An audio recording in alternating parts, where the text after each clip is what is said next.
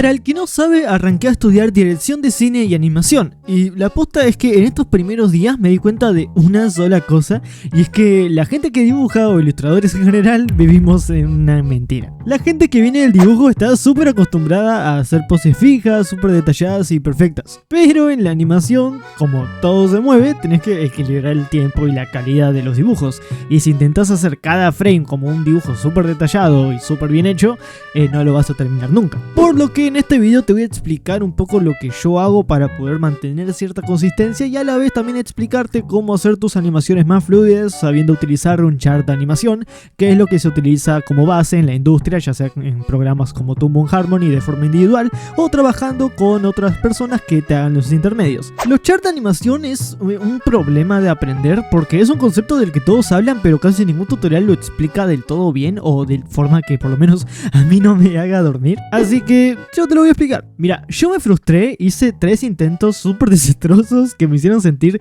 pésimo, pero al final lo pude entender. Así que hoy te voy a ahorrar ese sufrimiento. Te voy a enseñar qué son las poses, los intermedios, cómo leer un chart y hacer un chart de animación, y cómo aplicar las físicas básicas para hacer que tus animaciones no parezcan un PowerPoint todo trabado o un animatrónico de Five Nights at Freddy's. Sirve para digital, para tradicional, para lo que vos quieras, así que no te preocupes si tenés que empezar con algo de tradicional, ya sea porque te hagan estudiar eso y luego pases a digital, lo vas a entender de igual y va a ser perfectamente funcional para ambas situaciones. Así que ¡empecemos!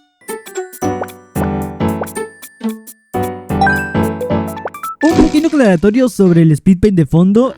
No vamos a ver eso exactamente, pero sí vamos a explicar todo para poder hacerlo, así que no se preocupen.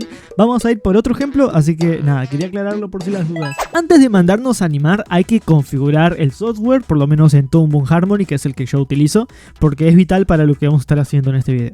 En programas como Flipaclip o Ibis Paint creo que no es necesario, así que no se preocupen. Por lo que usuarios de Toon Boom lo que van a tener que ir a hacer es ir a editar, preferencias, y en la pestaña que dice carta de exposición vas a desactivar la opción que dice extender exposición del dibujo anterior, porque si no lo haces el programa te va a estirar el dibujo de forma automática.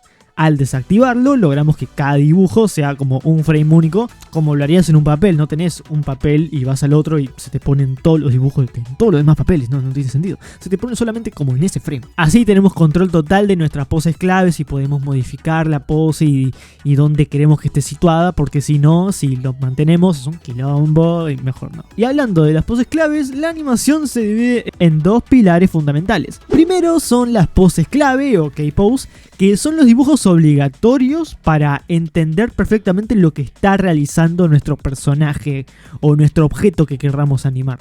Sin estas poses claves no se debería entender lo que está pasando, pero con las poses claves se debería entender. Por ejemplo, un salto puede ser el personaje quieto en la primera pose, en la segunda pose la anticipación, donde se agacha para tomar impulso. Muy importante que si es un salto que por ejemplo va hacia arriba a la derecha, la anticipación siempre va en dirección contraria, hacia abajo a la izquierda, porque junta toda la fuerza del lado contrario para poder impulsarse del suelo y poder ir hacia la dirección que quiere ir. La pose 3 ya despegado en el aire, la pose 4 que sería el punto máximo o la cima del salto, la pose 5 y 6 cayendo y tocando el piso, y la pose 7 y 8 recuperándose y volviendo a parar. Probablemente las poses, como las dije, no las estoy haciendo exactamente como están viendo en el video de fondo, porque esto depende mucho de lo que vos quieras hacer, y como ves son muy poquitas poses. Normalmente pueden ser más que nada cuando se levanta y cuando cae, porque ahí hay muchos frames, pero igual no se preocupen tanto por los frames y la cantidad de poses, porque lo que va a importar van a ser realmente los intermedios, que lo vamos a ver en un rato. No es que mientras más poses tengas más fluido se va a ver, al contrario. Mientras más poses tengas, muy probable es que el movimiento sea más constante y se vea más robótico. Y hablando de los tipos de movimiento, le voy a enseñar el secreto para tener una buena fluidez, y es entender los conceptos de aceleración y desaceleración.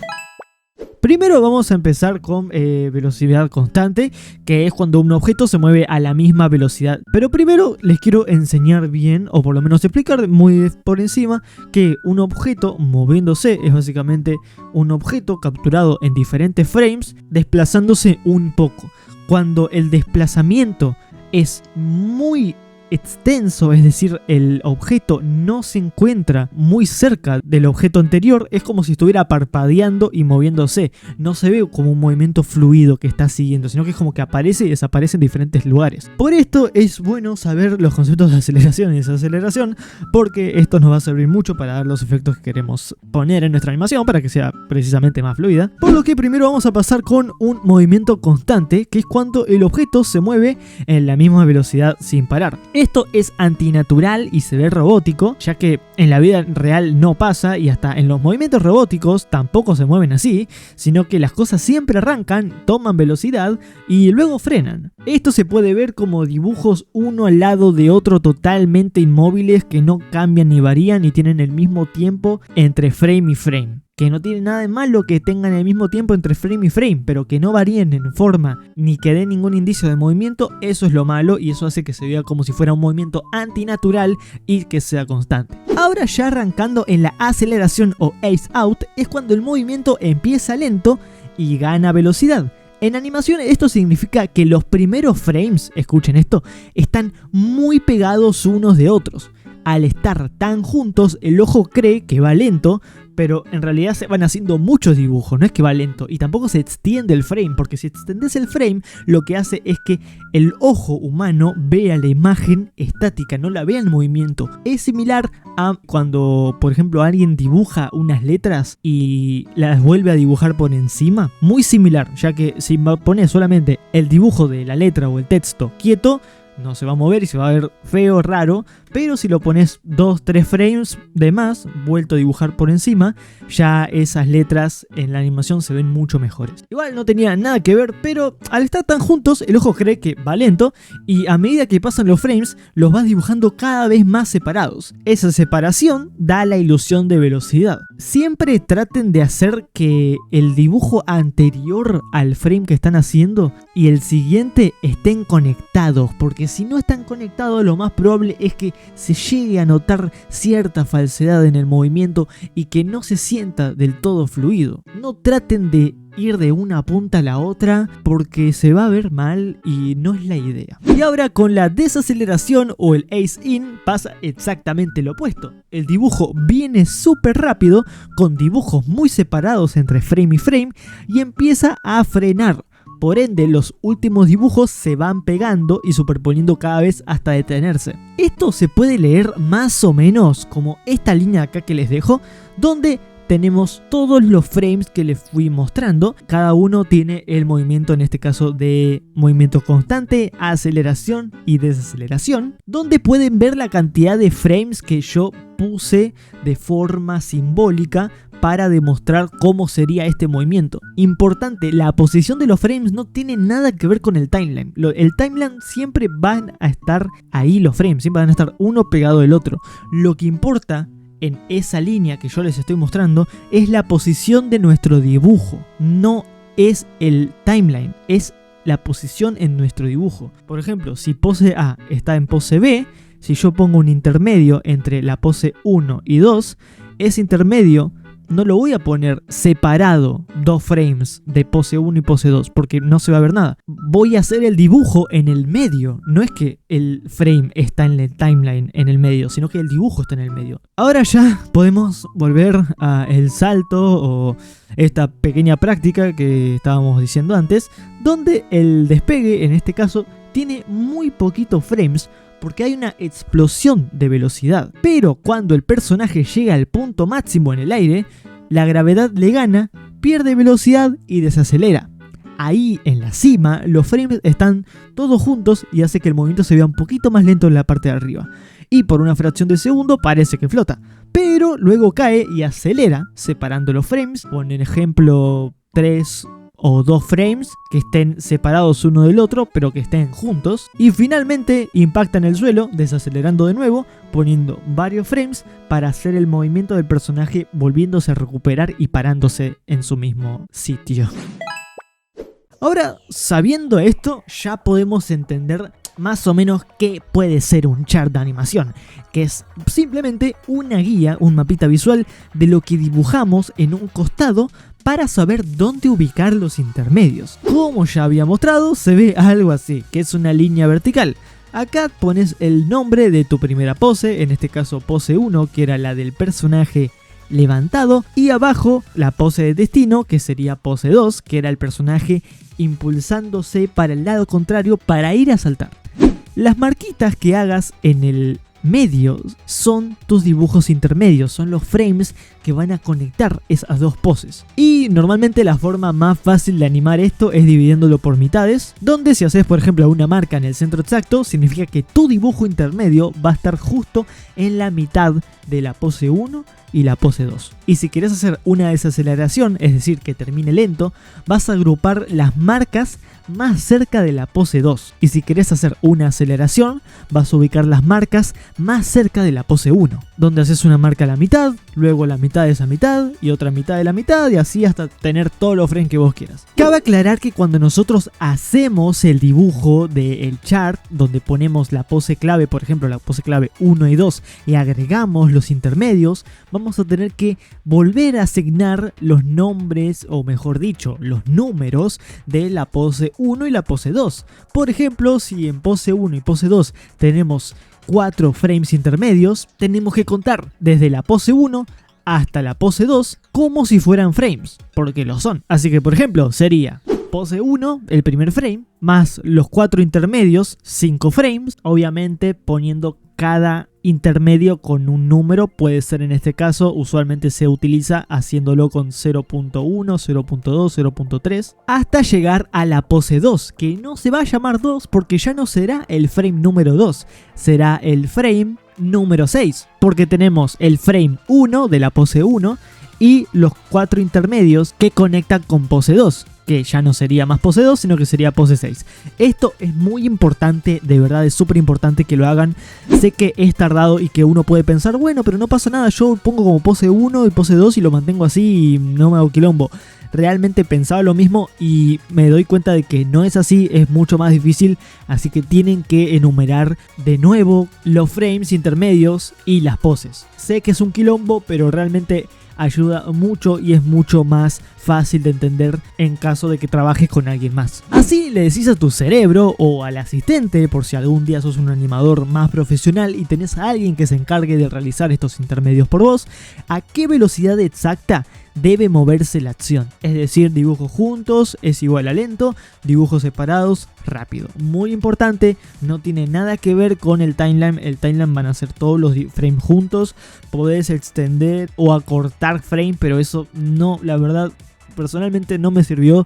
Le puede servir a otra gente, pero por lo menos para gente que va experimentando y empezando, no tiene nada que ver el chart con el timeline. Tiene que ver con la separación entre los dibujos. No tiene nada que ver con el timeline. Si te resulta un poco raro esto de animar con el chart al costado sin tener ninguna referencia visual, lo que yo te recomiendo es, por ejemplo, si el personaje está saltando, hacer todo el trayecto, dibujarlo como si fuera una especie de parábola, quizás en otro color, como en mi caso puede ser rojo, y hacer un chart de animación dentro de ese propio flujo de movimiento del personaje, en este caso el salto, para marcar dónde hay más frames y dónde hay menos. Esto es como una especie de mini chart dentro de la propia animación, para no solamente indicarte cómo se va a mover y el movimiento y cuántos frames va a tener una parte, sino también para saber dónde dibujarlos exactamente, ya que también te puede ayudar mucho eso, saber dónde dibujarlo, porque si lo haces a ojo mirando el chart, siguiendo la indicación,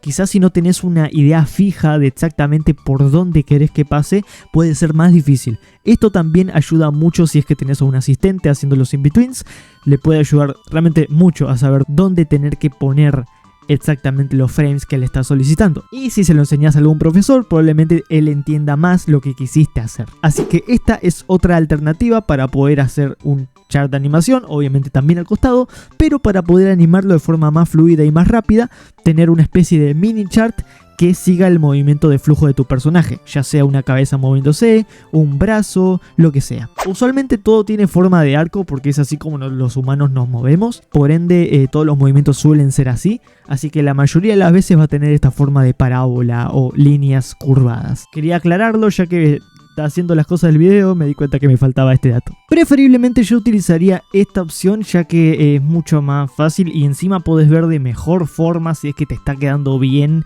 el chart de animación, porque por ejemplo a mí en este no me quedó tan bien, es como que me quedó un poco consistente / constante el movimiento y eso hace que se vea muy antinatural. Por ende, por ejemplo, ahí yo lo hice a ojo viendo únicamente el chart, pero sin como tal la referencia del movimiento de dónde deberían ir los frames. Por ende, yo creo que es mejor que tengan visión de dónde van a poner los frames, luego los pongan y luego hagan el chart. Y si no, que hagan las poses, sepan dónde tienen que ir los frames y luego hagan el chart para indicar más o menos dónde iría, si es que se lo van a pasar a alguien más. Disculpen la explicación, me di cuenta editando el video, sí o sí lo tenía que poner porque es algo muy fundamental, en serio, es muy fundamental. Ahora sí, pasemos a lo que sea que estaba hablando después de esto. Así que ahora ya basta de teoría, vamos a ir con la práctica. Animé un Mi OC estilo Chikawa, o Paimawakan o Paimawanshu, no sé, me gusta mucho, que tiene un cuerpito más gordito, ideal para aplicar en el estilo del ejercicio del saco de papas, que te facilita mucho a entender el peso, ya que es un objeto que se puede dibujar muy fácil y que se puede deformar también y que no requiere cierta complejidad. Por ende es muy bueno para saber un ejercicio de salto, donde mi primer intento fue un desastre. Quise dibujar toda la primera, cuerpo, cabeza, brazos, porque todo esto, encima todo esto se tiene que pasar a tradicional, así que más difícil todavía. Y el resultado, los dibujos eran súper inconsistentes y me frustré mucho, en serio, me puse muy mal. Ahora ya el intento 2 o 3 ya era más o menos la forma correcta, o por lo menos mi forma correcta, porque eso también. Ustedes pueden tener muchas formas de animar y pueden hacerlo todo de una o pueden hacerlo parte por parte. En mi caso lo animé todo parte por parte, es decir, la cola por un lado, las patas de hecho no, las patas las hice con el cuerpo, la cabeza, el pelo, todo separado para que cada vez que yo hiciera un dibujo, ese dibujo fuera consistente con el anterior, porque si yo hacía todo el cuerpo y todos los detalles de una, en cada frame iba a tener un personaje diferente y no era la idea, quería que todo se vea más o menos igual. Y por último le di los detalles finales, que son en este caso la acción secundaria,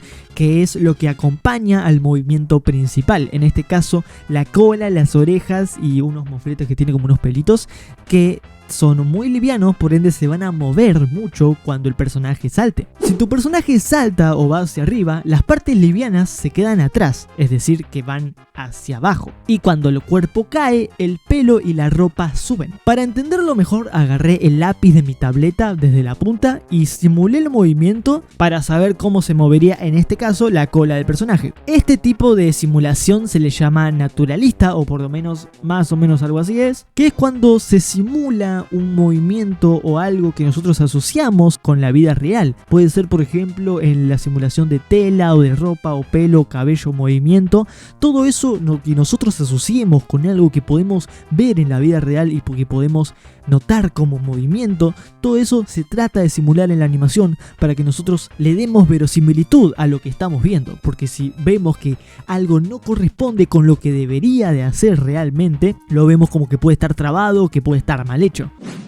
Y ahora acá tengo la animación terminada, lo estás viendo acá, de hecho no está nada terminado, no es lo mejor, pero bueno, sigo aprendiendo, pero justamente de eso se trata. Muchos ven videos como este y no practican, viejo. Estás empezando, no animes a 24 fotogramas, arrancá con 12, no intentes hacer humanos hiperrealistas y hace todos los ejercicios que puedas, loco, anda. Hay una página muy buena que te ofrece 52 ejercicios de animación, te recomiendo que los hagas todos, no tengas problema con tardar horas y horas haciéndolos. Lo que menos importa acá es el tiempo, porque uno no puede hacer todo a la primera. Esto es algo de mucho tiempo y me di cuenta cuando estaba haciendo todo esto. Así que no se frustren, chicos, no se frustren. Por cada error es un paso y una distancia recorrida en este camino que es la animación. Descansen las manos, descansen los ojos, descansen la mente. Frustrarse es normal, pero tiempo hay de sobra y no se sientan que la vida se les escapa, porque tiempo hay mucho. Así que espero que este video les haya servido para entender de una vez por todas cómo funcionan los tiempos en animación. Y si quieren más tips así, déjenmelo abajo en los comentarios. Toda la gente que está apareciendo acá hablando de comentarios son toda la gente que comentó en el video anterior. Así que nada, saluditos ahí a todos. Muchísimas gracias por el apoyo. Yo soy Paima aspirante animador y desarrollador de videojuegos. Y recuerden, nunca dejen de crear. ¡Chao!